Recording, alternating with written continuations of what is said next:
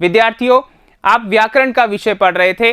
संस्कृत व्याकरण का विषय आपकी पाठ्य पुस्तक के अंतर्गत निर्धारित व्याकरण के बिंदुओं को आप अध्ययन कर रहे थे और इसी क्रम में इस कक्षा में आप पढ़ने वाले हैं कारकम, यानी कि संस्कृत व्याकरण का वह महत्वपूर्ण विषय, वह महत्वपूर्ण प्रकरण जिसके सहारे आप हिंदी के वाक्यों को संस्कृत में अनुवाद कर सकते हैं और संस्कृत में वाक्य रचना कर सकते हैं और जो गद्यांश है या श्लोकांश है उनको आप हिंदी अर्थ समझ सकते हैं।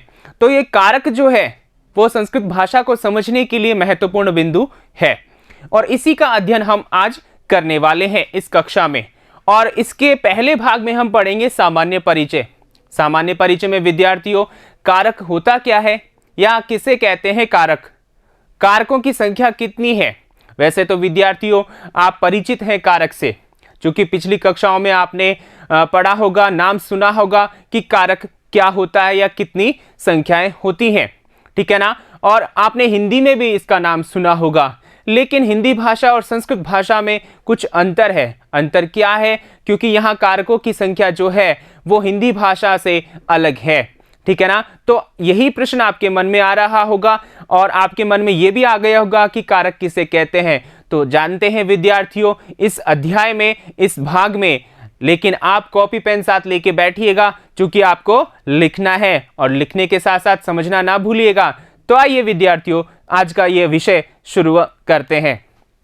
देखिए सबसे पहले कारकस्य परिभाषा, कारक की परिभाषा, किसे कहते हैं कारक। तो आइए जानते हैं। वाक्य क्रियायाः सद्यः साक्षात् अन्वय येन पदेन शब्देन वा सह भवति तत्पदम कारकम कथ्यते। अब यहां पर देखिए वाक्य यानी कि जो वाक्य होता है, ठीक है ना, संस्कृत का जो वाक्य होता है उसमें क्रियायाः, क्रिया का, सद्यः यानी साक्षात या सीधा। सद्य का मतलब क्या होगा विद्यार्थियों? सीधा, ठीक है ना, मतलब बीच में कोई अन्य पद नहीं होना चाहिए, ठीक है। तो क्रिया में, वाक्य में क्रिया का सीधा संबंध, साक्षात का मतलब सीधा या सद्य का मतलब भी सीधा होता है। सीधा अन्वय, अन्वय का मतलब संबंध, ठीक है ना, यानी कि जो उससे जुड़ाव है वह, ठीक है। येन पदेन शब्देन वा, जिस पद या शब्द से या उसके साथ में, ठीक है ना, भवति होता है, ठीक है, तत्पदम वह पद कारकम भवति, वह पद कारक होता है या कथ्यते कहा जाता है, ठीक है ना। अब यहां पर देखिए विद्यार्थियों ये क्या कहना चाहता है, इसको एक साथ समझते हैं कि वाक्य में क्रिया का सीधा अन्वय या संबंध जिस पद या शब्द के साथ होता है वह पद कारक कहलाता है, ठीक है। अब यहां देखिए ये आपके सामने एक रेखा चित्र है और इसमें बताया गया है कि किस प्रकार संबंधित है, ठीक है ना। तो यहां पर देखिए विद्यार्थियों ये एक क्रिया है ददाती, ठीक है ना, और यहां पर ये सभी जो है वो क्या है? कारक है। वो किस प्रकार है? मैं यहां पर इसको एक वाक्य के रूप में लिखता हूं और फिर समझते हैं इसको। देखिए यहां पर ये जो रेखा चित्र है वो इस प्रकार है। अयोध्यायाः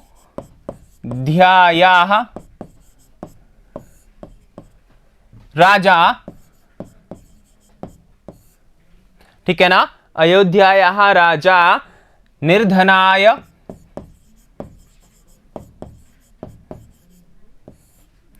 गंगा तीरे गोष्ठात् हस्तेन, समझ में आ रहा है? अयोध्यायाः राजा, ठीक है, निर्धनाय गंगा तीरे गोष्ठात् हस्तेन, ठीक है ना, धेनुम ददाति, ठीक है। सभी पद आ गए यहां पर, एक बार फिर से देख लीजिएगा। अयोध्यायाः राजा निर्धनाय गंगा तीरे गोष्ठात् हस्तेन धेनुम ददाति, ठीक है ना, समझ में आ गया। अब यहां पर देखिए क्रिया क्या है अपने पास में, ये है ददाति, ठीक है ना, यही है। अब इसका जो है वाक्य हो गया पूरा, ठीक है ना। ये परिभाषा जो कह रहा है इसको हमें सिद्ध करना है, समझना है। ये वाक्य हो गया और वाक्य में क्या है? क्रिया ददाति। तो इस ददाती क्रिया के साथ जिस पद का सीधा संबंध होगा वह कारक होगा। इसका कहने का मतलब यह है। तो देखिए ददाती, इससे हम प्रश्न करते हैं। ददाती देता है, हमारे मन में प्रश्न आता है कौन देता है, तो भाई अपने पास उत्तर आ गया अयोध्यायाः राजा। ठीक है ना, कौन देता है? राजा देता है। कहां का राजा देता है ये प्रश्न नहीं है, कौन देता है। ठीक है ना, तो यहां देता है, कौन देता है?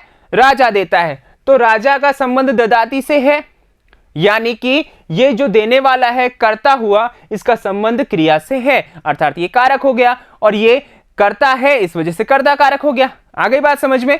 ठीक है, कार्य को करने वाला है इस वजह से। अब आगे देखिए, देता है, बात आ गई समझ में, कौन देता है। ठीक है, फिर क्या देता है? ठीक है ना, गाय को तो धेनुम, धेनुम ददाती, इसका संबंध भी क्रिया से है। ठीक है ना, तो यहां पर देखिए ददाती ये क्रिया है, तो कौन देता है? राजा देता है। क्या देता है? धेनु देता है। यहां तो आप समझेंगे कौन, ठीक है ना, और ये क्या। ठीक है, समझ में आ रहा है? ठीक है, ये प्रश्न हम क्रिया से करें, संबंध रिलेट कर रहे हैं यहां पर। फिर आगे देखिए, कौन देता है? राजा। क्या देता है? गाय, धेनु को। ठीक है ना, और अब यहां पर देखिए कहां देता है। ठीक है ना, तो यहां कहां? गंगा तीरे। ठीक है ना, स्थान क्या है अपने पास में? गंगा तीरे, गंगा तीर पर देता है। ठीक है ना, तो यहां इसका संबंध भी इससे है। ठीक है ना, समझ में आ रहा है? कहां से देता है, मतलब कहां देता है अलग बात है, कहां से देता है वो अलग बात है। कहां से मतलब किस स्थान, मतलब कहां से लेकर देता है, तो वहां पर गौशाला है तो गौशाला से गोष्ठात, तो यहां हो गया कहां से। बात समझ में आ रही है? ठीक है ना, तो कहां से देता है? गोष्ठात ददाती, इसका संबंध भी क्रिया से है, तो ये भी कारक हुआ। ठीक है, फिर आगे देखिए कैसे देता है। ठीक है ना, कैसे देता है? हस्तेन। ठीक है ना, हाथ से देता है, तो यहां कैसे, ये साधन हो गया, मतलब प्रकार हो गया कि कैसे दे रहा है। कहने का मतलब किस तरीके से दे रहा है, किस माध्यम से दे रहा है। ठीक है ना, किस साधन से दे रहा है, तो हाथ से दे रहा है। ठीक है, तो ये भी इससे संबंध रखता है, इस वजह से कारक हो गया। फिर आगे देखिए, यहां पर कौन देता है, क्या देता है। ठीक है, कहां देता है, कहां से देता है, कैसे देता है, या किससे देता है। ठीक है ना, ये भी हो सकता है। और फिर आगे देखिए किसको देता है। ठीक है ना, किसको देता है, किसको। ठीक है ना, या किस लिए, मतलब जो है कोई व्यक्ति है तो किसको देता है, किस व्यक्ति को देता है, तो यहां निर्धनाय, निर्धन को देता है। तो ये सारे संबंध जो है इससे है, क्रिया से, और यही वाक्य में बता रहा है। लेकिन वाक्य में ध्यान रखिए, अयोध्यायाः राजा, तो अयोध्या का संबंध राजा से है, न कि ददाती क्रिया से। तो यहां पर ये वाला जो पद है ये कारक नहीं होगा, और अपने पास में राजा कारक है, निर्धनाय कारक है, गंगा तीरे, गोष्ठात, हस्तेन, धेनुम, ये सभी क्या है? कारक है। तो आपको बात अच्छे से समझ में आ गई होगी कि ये कह रहा है कि वाक्य में क्रिया के साथ जिस पद का सीधा संबंध होता है, अन्वय होता है, वही पद कारक कहलाता है। आगे बात समझ में विद्यार्थियों? ठीक है ना, तो आपसे पूछे कि कारक किसे कहते हैं, तो आप ये परिभाषा लिख सकते हैं, और इस रेखा चित्र के माध्यम से आपको आसानी से समझ में आ गया होगा। ठीक है ना, तो अयोध्या का संबंध सिर्फ राजा से है, ठीक है ना, न कि ददाती क्रिया से, और बाकी ये सभी जो है कारक, इनका संबंध कहां से है? ददाती क्रिया से है। आगे बात समझ आइए, तो आगे चलते हैं। आगे देखिए, अगला हमारा प्रश्न बन जाता है, आपके मन में आ रहा होगा कि कारकों की संख्या कितनी है। तो यहां देखिए कारक संख्या, कारक संख्या कितनी है? संस्कृते षट कारकाणि भवन्ति, संस्कृत में 6 कारक होते हैं। कितने कारक होते हैं विद्यार्थियों? षट, यानी कि 6 कारक होते हैं। आपके मन में अगर प्रश्न आ रहा है कि 8 कारक होते हैं, नहीं विद्यार्थियों, संस्कृत भाषा में 8 कारक नहीं होते। हिंदी भाषा में होते हैं, लेकिन संस्कृत भाषा में कारक की जो संख्या है वो 6 ही है। आगे बात समझ में? तो यहां पर देखिए षट कारकाणि भवन्ति, 6 कारक होते हैं। ठीक है, अब कौन कौन से होते हैं? तो यहां पर देखिए कर्ता कारकम, कर्म कारकम, करण कारकम, संप्रदान कारकम, अपादान कारकम, अधिकरण कारकम। ठीक है, 6 हो गए। कर्ता कारकम, इसमें जो विभक्ति होती है वो होती है प्रथमा। कौन सी विभक्ति होती है विद्यार्थियों? प्रथमा विभक्ति होती है। आपसे सवाल पूछा जाए, प्रश्न किया जाए कि कर्ता कारके का विभक्ति भवति, तो आप लिख सकते हो प्रथमा विभक्ति भवति। ठीक है ना। अब कर्म कारकम, इसमें द्वितीय विभक्ति होती है। ठीक है ना। और यहां पर एक बात और जान लेनी है आपको कि जो कर्ता कारक होता है उसका जो हिंदी में अगर हम चिन्ह करते हैं वो क्या करते हैं? ने, ऐसा चिन्ह हम प्रयोग करते हैं। ठीक है ना। और कर्म का क्या करते हैं? को, यही करते हैं ना। ठीक है ना। फिर आगे देखिए करण कारकम, जो माध्यम होता है, साधन होता है, वह करण कारक होता है। ठीक है ना। अब यहां करण कारक जो है उसमें कौन सी विभक्ति है? तृतीय विभक्ति है। और इसका जो चिन्ह होता है वो होता है से या द्वारा, से द्वारा। ठीक है ना। समझ में आ रहा है। फिर आगे देखिए संप्रदानम, संप्रदान कारक होता है। ठीक है ना। तो यहां पर संप्रदान जो कारक होता है वो चतुर्थी विभक्ति के संग होता है, यानी चतुर्थी विभक्ति उसमें होती है। तो यहां जो हिंदी वाला चिन्ह होता है वो होता है के लिए। ठीक है। और कहीं कहीं पर आपको को भी मिलेगा, जैसे पिछले वाक्य में आपने देखा। कहां देखा? यहां पर देखा। किसको देता है? निर्धनाय। ठीक है। आ रही बात समझ में? अब आगे देखिए अपादान कारकम, अपादान कारक। ठीक है ना। किसी वस्तु का किसी से अलग होना, केंद्र से अलग होना, तो यहां पर से अलग ये चिन्ह होता है। ठीक है ना। और यहां पर अपादान कारक में कौन सी विभक्ति होती है? पंचमी विभक्ति होती है। ठीक है। फिर आगे देखिए अधिकरण कारकम, अधिकरण कारक होता है, इसमें कौन सी विभक्ति होती है? सप्तमी विभक्ति होती है। और हिंदी में जो चिन्ह होता है में, पे और पर। ठीक है ना। इस प्रकार चिन्ह होते हैं। अब आप यहां देखिए, कभी अगर इसको लिखने बैठे आप, मतलब बिना देखे लिखने बैठे, ठीक है, तो वहां अधिकरण कारक में षष्ठी विभक्ति मत कीजिएगा। क्यों? क्योंकि आप यहां पर देखिए प्रथमा, द्वितीय, तृतीय, चतुर्थी, पंचमी, षष्ठी ऐसे अपने आप ही निकल जाता है। तो वहां ध्यान रखना है षष्ठी ना लिखे। अभी कुछ बच्चों ने लिखा भी होगा बिना देखे, तो वो गलती ना करें, क्योंकि देख करके आसानी से लिखें। अधिकरण कारक में सप्तमी होती है, षष्ठी नहीं होती है। ठीक है। आगे बात समझ में? तो यहां पर ये कारकों की संख्या हो गई, कारकों में कौन सी विभक्ति होती है वो भी आपको पता चल गया। इसको आप अच्छे से लिख लीजिए। ठीक है ना।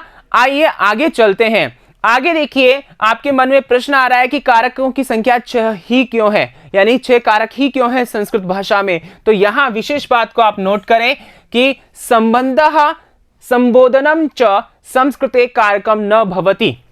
ठीक है। संबंधे षष्ठी विभक्ति, संबोधने च प्रथमा विभक्ति भवति। यहां पर देखिए संबंध और संबोधन संस्कृत में कारक नहीं होते। ठीक है ना। संबंध जो होता है, ठीक है, वह और संबोधन, ठीक है,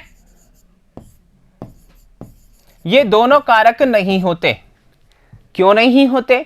क्योंकि जो हमारी क्रिया होती है, ठीक है ना, क्रिया होती है, उससे सीधा संबंध नहीं होता। सीधा संबंध इनका नहीं होने के कारण ये दोनों कारक नहीं होते। लेकिन यहां इनमें विभक्तियां होती हैं। ठीक है ना। जब हम अनुवाद करते हैं तो वहां पर इनको हम प्रयोग लेते हैं, इनका प्रयोग करते हैं। तो वहां पर जब हम प्रयोग करते हैं तो संबंध में तो षष्ठी विभक्ति होती है और संबोधने च प्रथमा विभक्ति, यानी संबोधन को प्रथमा में ही गिन लिया जाता है, यानी कि कर्ता कारक के अंतर्गत, तो वहां पर प्रथमा विभक्ति हो जाती है। तो इस प्रकार यहां पर कारकों की संख्या 6 होती है, ऐसा स्पष्ट हो जाता है। अब विद्यार्थियों यहां पर देखिए जो रेखा चित्र है यहां पर और समझाया गया है कि किस प्रकार यहां पर कारकों की संख्या 6 है। देखिए, हे छात्र, ये क्या है? संबोधनम।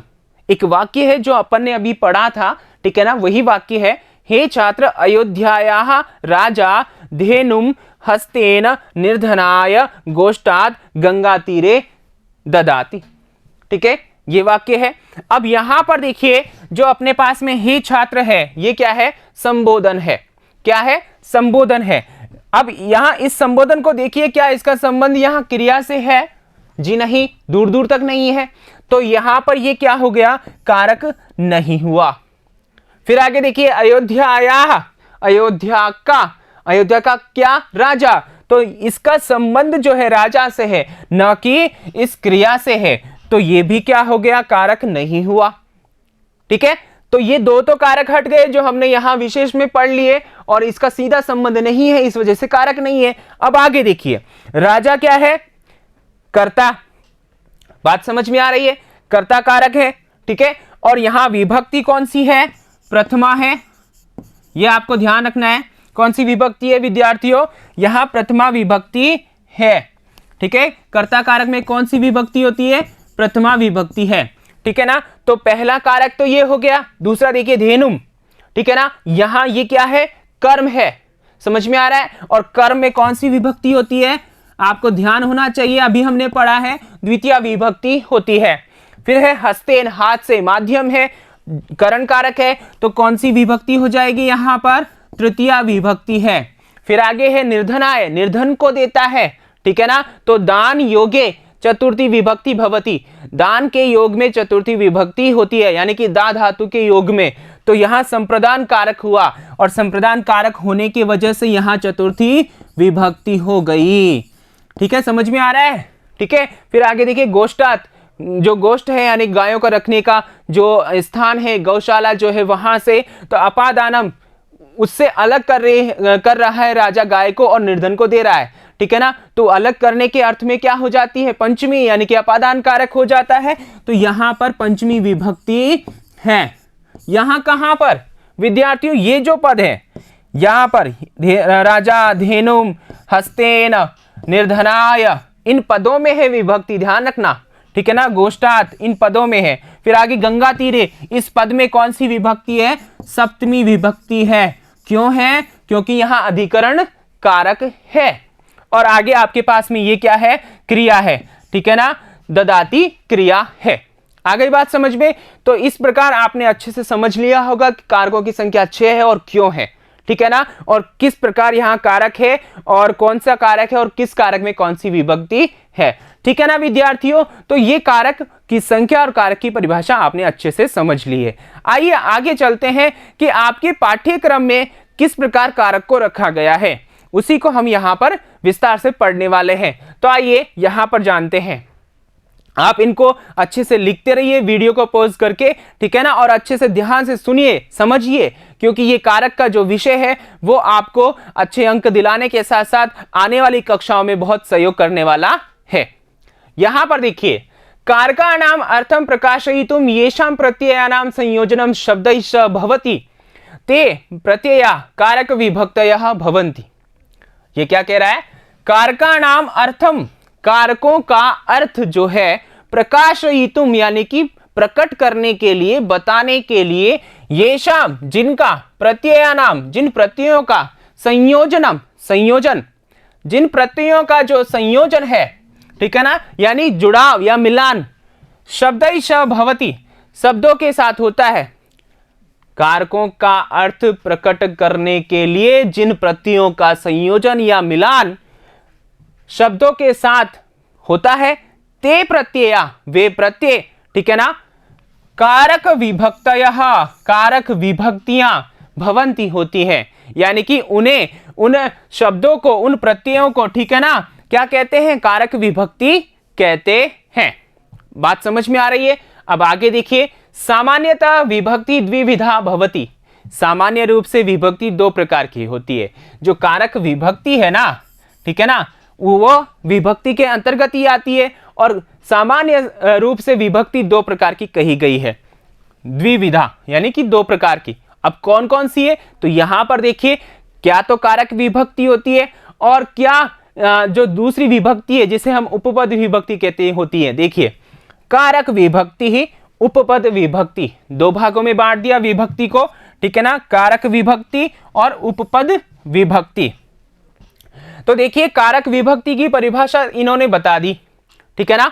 अब यहां पर देखिए और स्पेशल क्या विशेष रूप से बात कही है यहां पर, कारक द्वारा प्रयुक्त विभक्ति कारक विभक्ति भवति। देखिए बहुत स्पष्ट लिखा है, कारक द्वारा, यानी कि जो कारक हमने 6 कारक पढ़े उसके द्वारा प्रयुक्त विभक्ति, जो विभक्ति प्रयोग की जाती है, कर्ता कारक हुआ तो प्रथमा, कर्म हुआ तो द्वितीया, करण कारक हुआ तृतीया, ठीक है ना।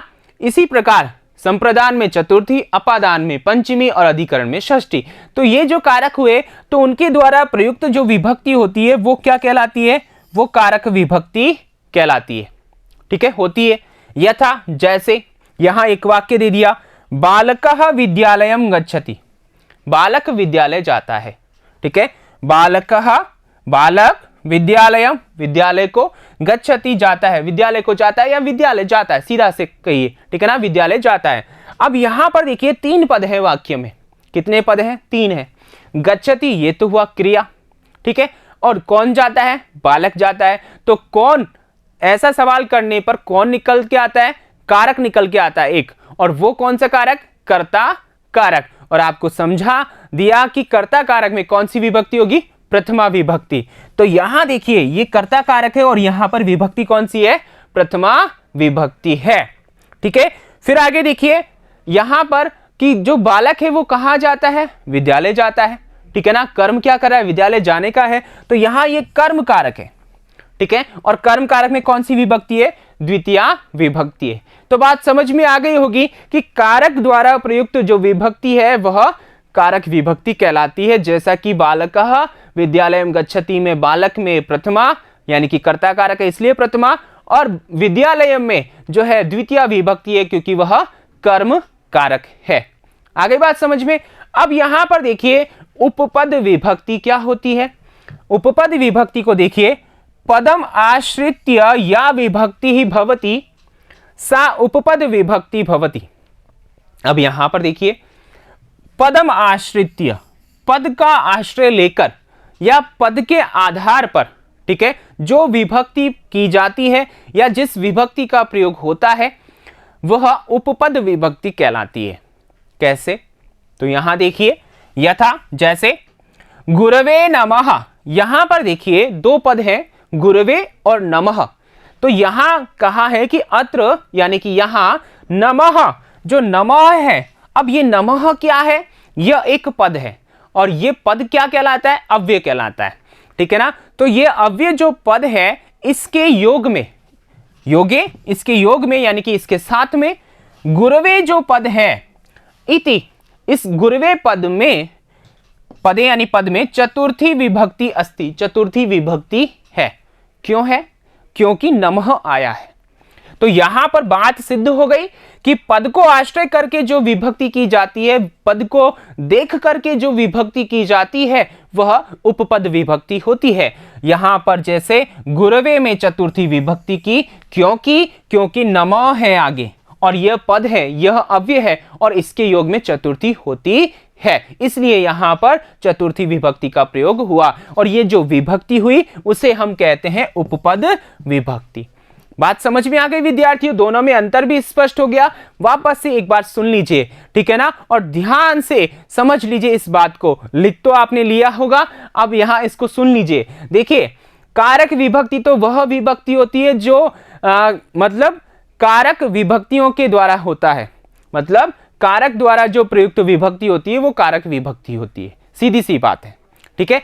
और यहां पर उपपद विभक्ति का मतलब कोई पद, कोई अव्यय, उसको आधार करके जो विभक्ति की जाती है, ठीक है ना, वह उपपद विभक्ति होती है। अब यहां नमः किया गया, ऐसे ही और भी अनेक पद होते हैं, अनेक अव्यय होते हैं और आपके पाठ्यक्रम में उपपद विभक्ति को ही बताया गया है, अर्थात आपको उपपद विभक्ति ही पढ़नी है। और उपपद विभक्तियों में क्या क्या पढ़ना है आपको द्वितीय विभक्ति, तृतीय विभक्ति और चतुर्थी विभक्ति पढ़ना है। कौन कौन सी, यहां पर देखिए, आपको द्वितीय पढ़ना है, आपको तृतीय पढ़ना है, ठीक है, और आपको चतुर्थी पढ़नी है। ये 3 विभक्तियां आपको उपपद विभक्ति के अंतर्गत जाननी है, समझनी है और ध्यान में रखनी है। आगे बात समझ में, तो यहां पर ये दोनों स्पष्ट हो चुके होंगे। अब आइए आगे चलते हैं अभ्यास प्रश्नों पर। अभ्यास प्रश्नों में देखिए आपने जो इस भाग में पढ़ा है सामान्य परिचय में, उसी के विषय में है। 2 प्रश्न हैं। पहला प्रश्न देखिए, संस्कृते कति कारकाणि भवन्ति कानि च, संस्कृत में कितने कारक होते हैं और कौन से हैं, ठीक है। तो आप इनके उत्तर लिखेंगे अपनी उत्तर पुस्तिका में, ठीक है ना। और दूसरा है उपपद विभक्ति ही का भवति, उपपद विभक्ति क्या होती है या किसे कहते हैं, ठीक है ना। तो इन प्रश्नों के उत्तर आप लिखिए अपनी उत्तर पुस्तिका में। और इस भाग में हमने क्या पढ़ा कि हमने पढ़ा कारक किसे कहते हैं, यानी कि जिस पद का क्रिया के साथ सीधा संबंध होता है वह पद कारक कहलाता है। आ गई बात समझ में। कारकों की संख्या कितनी होती है तो वो हमने पढ़ लिया है, 6 होती है, ठीक है। और उसके बाद में हमने उपपद विभक्ति के बारे में भी जान लिया और कारक विभक्ति के बारे में भी जान लिया, ठीक है। और हम उपपद विभक्ति के अंतर्गत द्वितीय, तृतीय और चतुर्थी विभक्ति को पढ़ेंगे, अर्थात उनमें आने वाले जो पद हैं, अव्यय है, उनके साथ या किन किन अव्ययों के साथ ये द्वितीय, तृतीय, चतुर्थी विभक्ति होती है वो हम आगे आने वाले वीडियो में पढ़ेंगे, ठीक है विद्यार्थियों। तो मैं लेता हूं विदा, धन्यवाद।